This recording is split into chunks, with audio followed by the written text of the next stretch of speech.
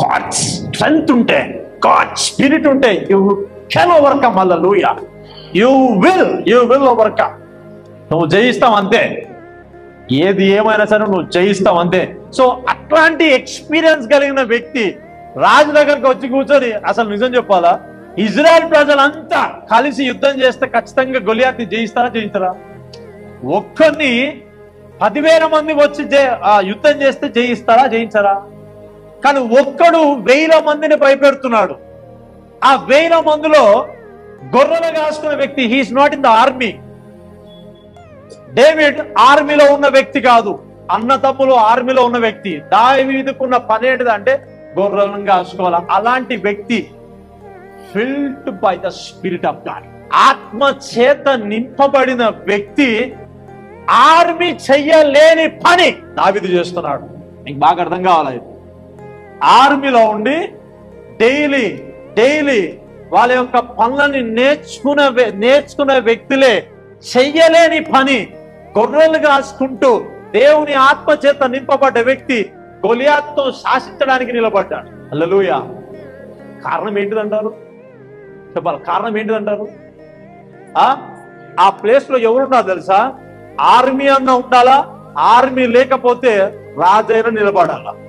రాజుకు ఒక అలవాటు ఏంటి తెలుసా? చనిపోయే స్థితి వచ్చిందనుకో, తనకు తాను చచ్చిపోతాడు అంతే. ఫస్ట్ తెలుసా మీకు ఆ విషయం?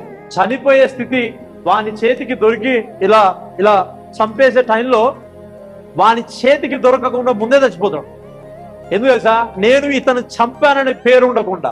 సో సౌలు ఉండాల్సిన ప్లేస్ లో దావీదు వచ్చాడు. కారణం ఏంటి తెలుసా? Prayer man. పక్కన ప్రార్థించే వ్యక్తి.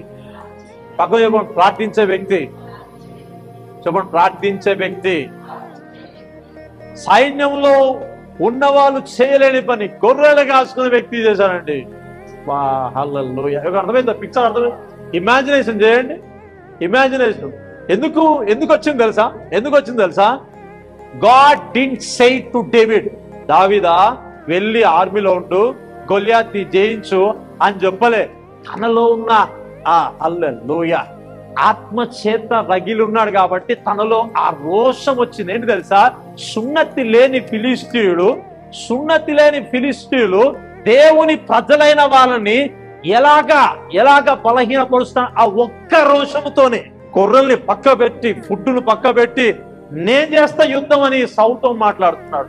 అర్థమైంది? ఎవరిలో కలుగుతుందో తెలుసా?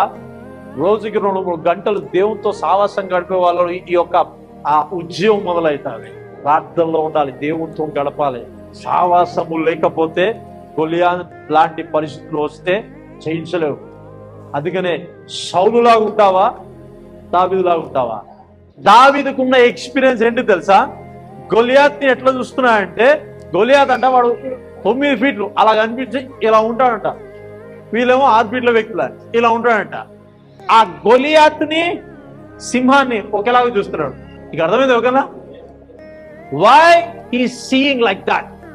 ఇజ్రాయెల్ ప్రజలందరికీ Goliath is a big man లాగా కనిపిస్తే, స్పిరిచువల్ పవర్ ఉన్న వ్యక్తి, ఆత్మను కలిగిన వ్యక్తి, ప్రార్థనతో దేవునితో సావాసం ఉన్న వ్యక్తి, ఆరాధన చేసే వ్యక్తి ఎలా చూస్తుంది తెలుసా? కుక్కలాగానే చూస్తున్నాడు, ఎలుగుబంట్లాగానే చూస్తున్నాడు. తన ఎక్స్పీరియన్స్ సౌలు చెప్తున్నాడు, రాజా నీ దాసుడు ఏంటి తెలుసా, నేను గొర్రెలు కాసుకుంటే ఒకసారి ఎలుగుబంటి వచ్చింది, దాన్ని చీల్చి పడేసిన. ఒకసారి సింహం వచ్చింది, దాన్ని చీల్చి పడేసిన. నెక్స్ట్ ఎవరు? సౌలుకి అయినా పిక్చర్ ఏర్పడతలే. నువ్వు ప్రార్థించే వ్యక్తివే అయితే బలహీనలతో నీవు ముచ్చటించలేవు, భయముతో ఉన్న వాళ్ళతో ముచ్చటించలేవు. ఎందుకు తెలుసా? Your faith is different. వారి యొక్క విశ్వాసం వేరు.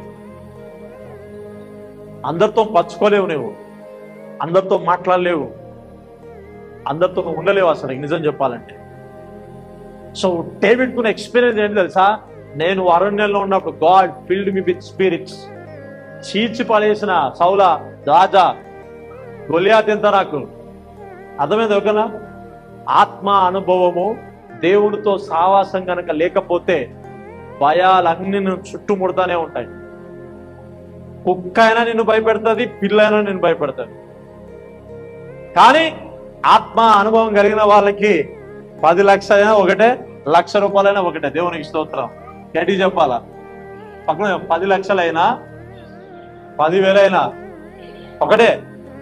10,000 కట్టినావు కదా, చెప్పండి 10 లక్షలు కూడా నువ్వు కడతావు.